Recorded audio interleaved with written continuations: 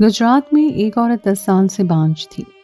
ایک فقیر نے کہا، حاملہ ہو جاؤ تو بچے کو جنم مت دینا۔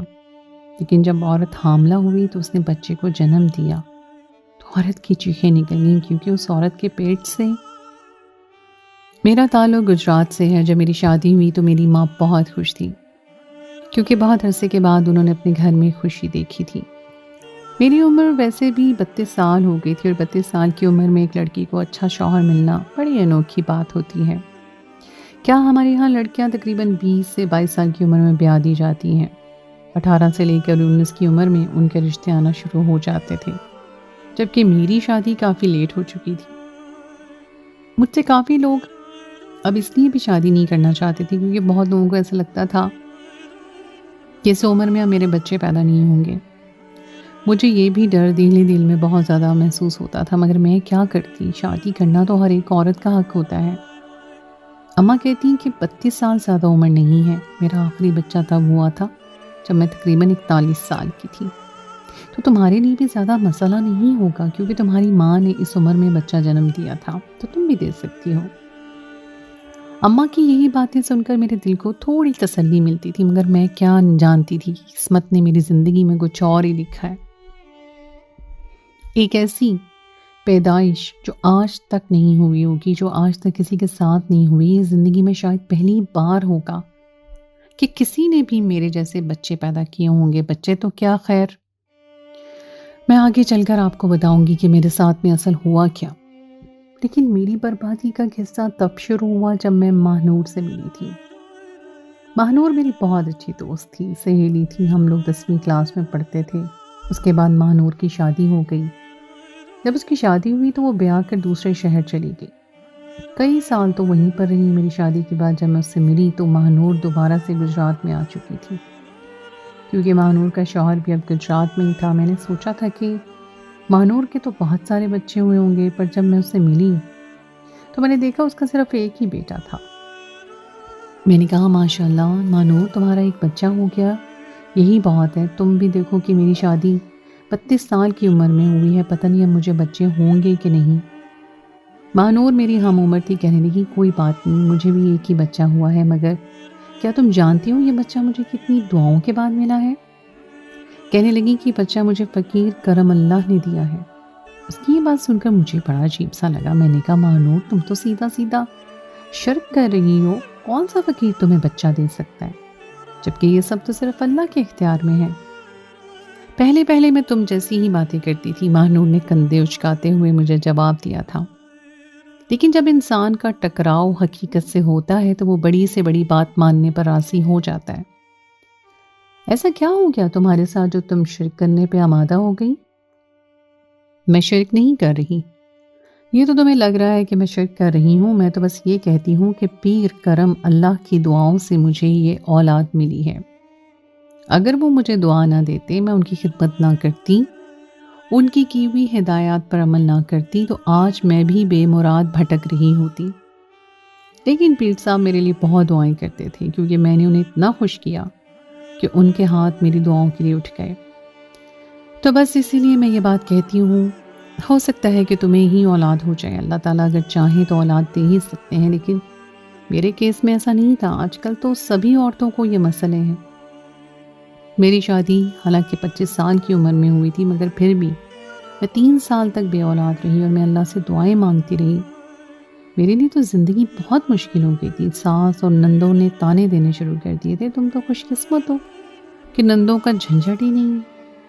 ساس خود اتنی بڑی مخلوق نہیں ہوتی، وہ تمہیں بیٹی کی طرح ہی سمجھے گی، مگر تمہیں نندیں ہوتی تو تمہیں پتہ چلتا کہ شادی کے بعد ایک عورت پر بچے پیدا کرنے کا کتنا بڑا بوجھ ہوتا ہے۔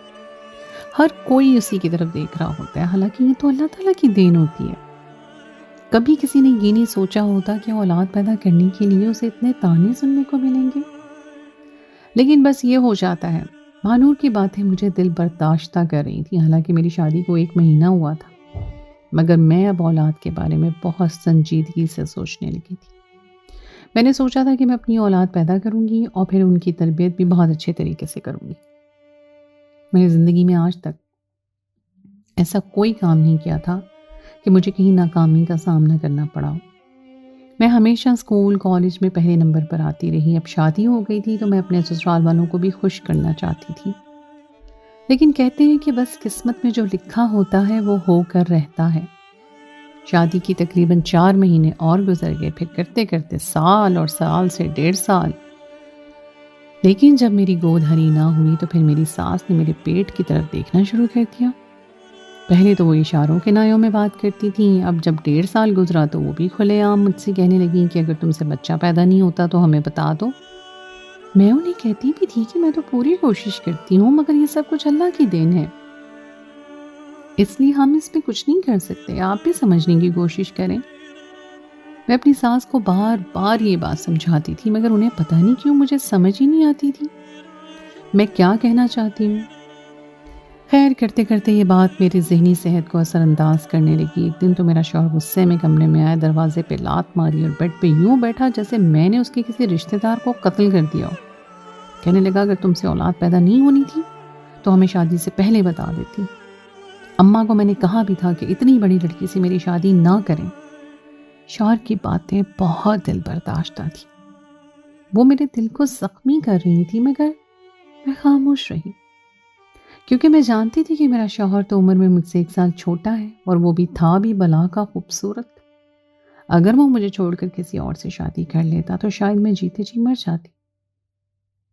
اور یہ بات تو میں ہرگز برداشت نہیں کر سکتی تھی کہ میرے ہوتے ہوئے میرا شوہر کسی اور کے پاس جائے. میرا دل بہت سخت دکھی ہو رہا تھا. میں نے اپنے شوہر سے وعدہ کیا کہ اب اگر تمہیں میرے ساتھ 1 سال کے اندر اندر اولاد کی خوشی نہیں ملی تو بھلے سے تم دوسری شادی کر لینا. وہ مجھے آنکھیں پھاڑے دیکھنے لگا، اسے لگا کہ میں مذاق کر رہی ہوں. میں نے کہا کہ میں بالکل بھی مذاق نہیں کر رہی، تم بے شک کسی کاغذ پر تحریر لکھوا لو، اس تاریخ کے بعد جب تمہیں بچہ نہیں ملا تم بھلے سے دوسری شادی کر لینا، مجھے کوئی اعتراض نہیں ہوگا. میں نے اپنے شوہر کو جب یہ بات کہی تو اس کا سارا غصہ جھاگ کی طرح بیٹھ گیا.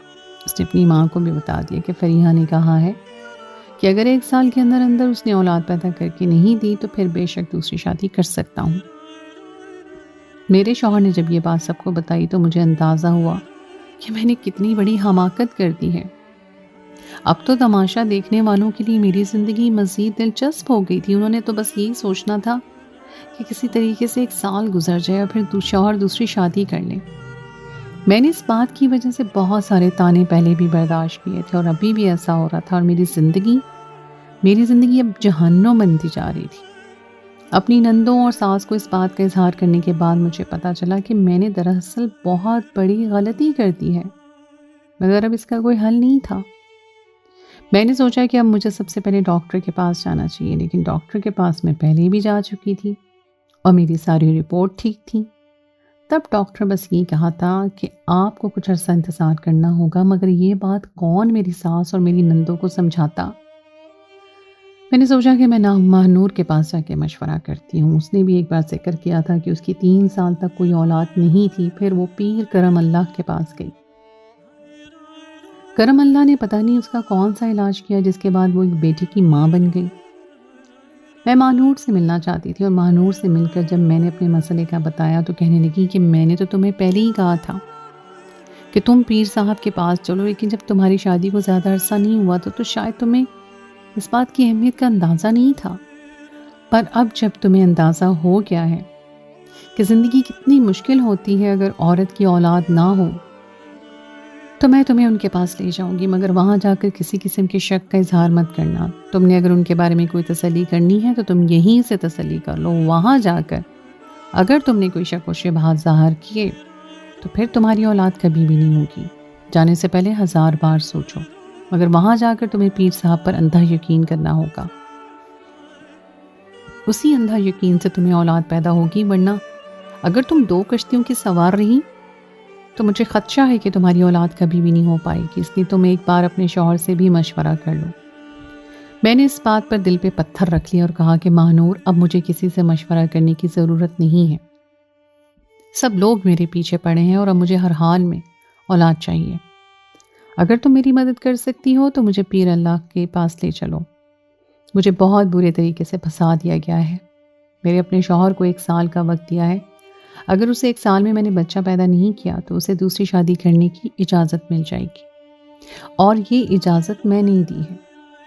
مہنور نے اس بات پر مجھے خوب کہا، کہنے لگی چلو میں تمہیں کل ہی ان پیر صاحب کے پاس لے جاتی ہوں، کل جمعہ ہے تو وہاں پر رہیں گے، جبکہ اکثر وہ جمعے سے لے کر سوموار تک اپنے اپنے آستانے میں نہیں ہوتے۔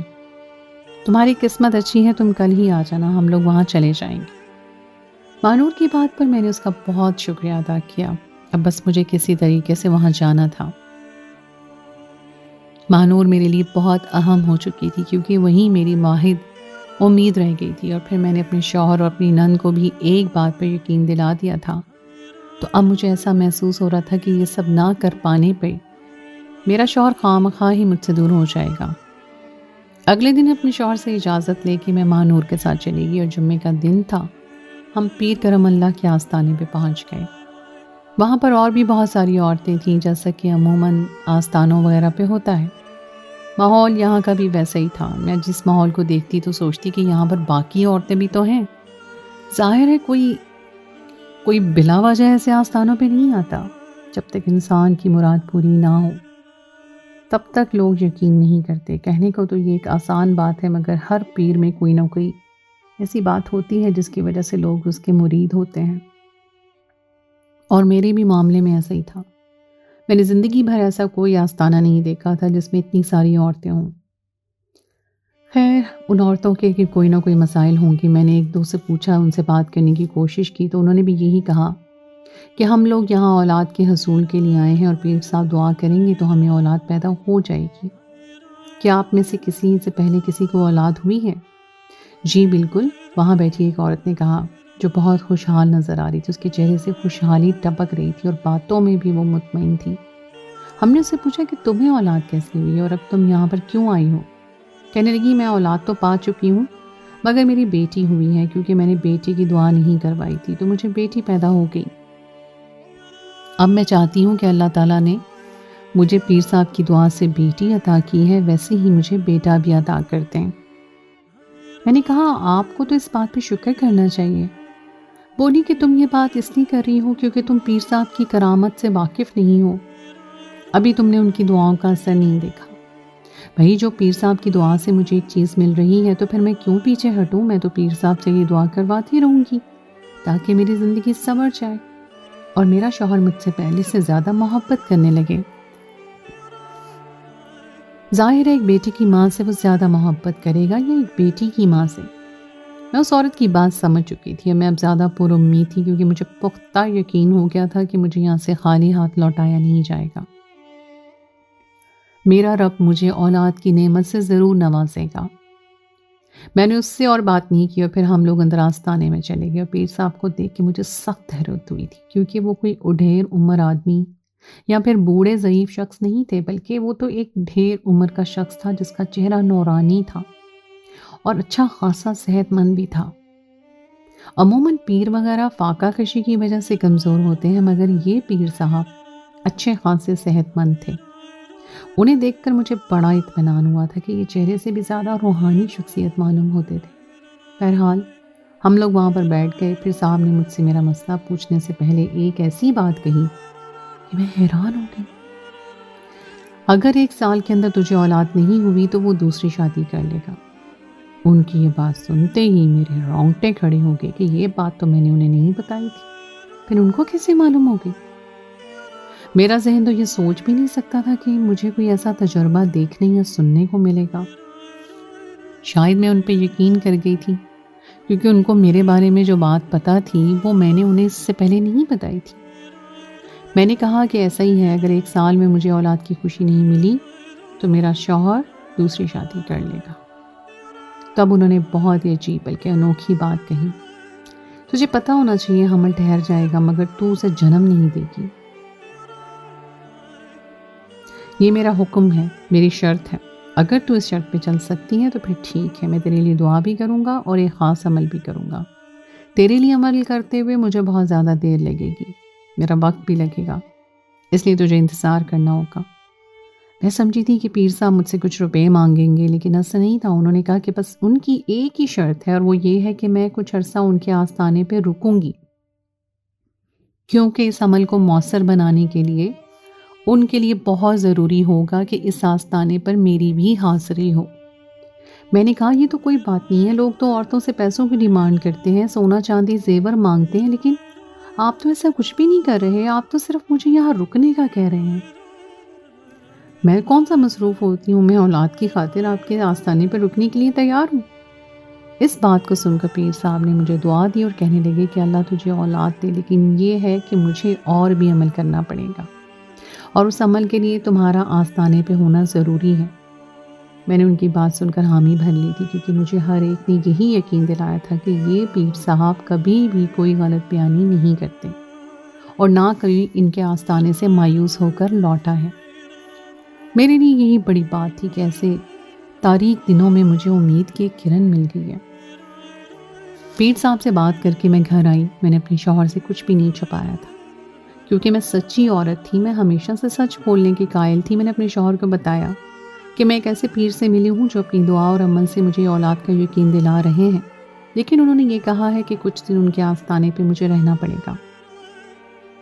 میرے شوہر نے یہ سنتے ہی کندھے اچکاتے ہوئے مجھ سے کہا کہ تم نے پیر سے بات کر لی ہے، کیا تم نے اس دن کے وقت آنے کو کہا ہے یا رات کے وقت؟ میں اپنے شوہر کی بات سن کر چونک بھی گئی، سمجھ گئی کہ ان کا ذہن کس طرف جا رہا ہے۔ میں نے یہ بات تو پیر صاحب سے پوچھی ہی نہیں تھی کہ مجھے دن کے وقت آنا ہوگا یا پھر رات کے وقت۔ تبھی میں نے کہا کہ ابھی مجھے اس بارے میں نہیں پتا، میں اگلے دن پیر صاحب کے پاس جاؤں گی اور ان سے جا کر اس بات کی تصدیق کروں گی کہ مجھے دن کے وقت رکنا ہے یا پھر رات کے وقت۔ میرے شوہر نے کہا کہ تم دیکھ لینا، یہ جو پیر ہوتے ہیں یہ ایسی ہی باتیں کرتے ہیں، عورتوں کی عزت خراب کرتے ہیں، تمہیں تو یہ رات کو ہی رکنے کا کہے گا کیونکہ دن کو تو اس کا کام نہیں ہو سکتا۔ ان کی یہ بات سن کر مجھے بہت دکھ ہوا کہ وہ مجھے ایسا سمجھتے ہیں۔ میں نے انہیں کہا کہ اگر ایسی ویسی کوئی بات ہوگی تو میں خود نہیں جاؤں گی۔ میرے شوہر نے کہا کہ ایسا نہیں ہے، ایک عورت تو اپنا گھر بچانے کے لیے اپنی عزت بھی قربان کر دیتی ہے، اور مجھے تم پہ پورا بھروسہ ہے کہ تم کچھ بھی کرنے کو تیار ہو جاؤ گی۔ دراصل میرا شوہر مجھ پہ طنز کر رہا تھا اور یہ بات مجھے بہت بری لگ رہی تھی، میں بہت دکھی بھی ہو رہی تھی، لیکن چونکہ یہ مجبوری میری تھی تو مجھے خاموش ہونا پڑا۔ بس 2 دن رہ گئے تھے مجھے دوبارہ پیر صاحب کے پاس جا کر یہ سوال پوچھنا تھا۔ میں جب 2 دن کے بعد ان کے پاس گئی اور میں نے پوچھا تو کہنے لگے کہ تمہارے پاس 2 راستے ہیں، ایک تو تم دن کے وقت آ سکتی ہو، اگر نہ آ سکو تو فجر کے وقت یعنی صبح 4 بجے کے بعد۔ یہ سن کر میں خوشی سے نہال ہو گئی۔ میں سوچنے لگی کہ اب میں جا کر اپنے شوہر کو فخر سے یہ بات بتا سکوں گی کہ پیر صاحب نے مجھے دن کے وقت ہی آنے کو کہا ہے، آپ خواہ شک کر رہے تھے۔ میں کیا جانتی تھی کہ پل پل پر میرے لیے بربادی لکھی گئی ہے، اور میں جو بھی کر رہی ہوں وہ مجھے ایک ایسی کھائی کی طرف لے جا رہا ہے جہاں سے شاید نکلنا میرے لیے مشکل ہی نہیں، میرا ناممکن بھی ہے۔ میرا شوہر اس بات پر بھی اطمینان کا اظہار نہیں کیا، کہنے لگا کہ میں تو سمجھتا تھا وہ پیر کوئی عام چیز ہے، لیکن اب جب تم نے بتایا کہ وہ دن کے وقت بھی تمہارے ساتھ عمل کرنے کے لیے تیار ہے تو اس کا مطلب ہے کہ میں غلط شک کر رہا ہوں، تم جا سکتی ہو۔ میرا شوہر مطمئن تو نہیں تھا، مگر اس نے مجھے اجازت دے دی، کیونکہ پہلے وہ شک کر کے میری ناراضگی پال چکا تھا اور اب وہ دوبارہ ایسا نہیں کرنا چاہتا تھا۔ مقررہ دن پھر میں پیر صاحب کے آستانے پر چلی گئی۔ انہوں نے مجھ سے کہا کہ 1 رات کا عمل ہے اور اس عمل کے بعد مجھے بچے پیدا شروع ہو جائیں گے۔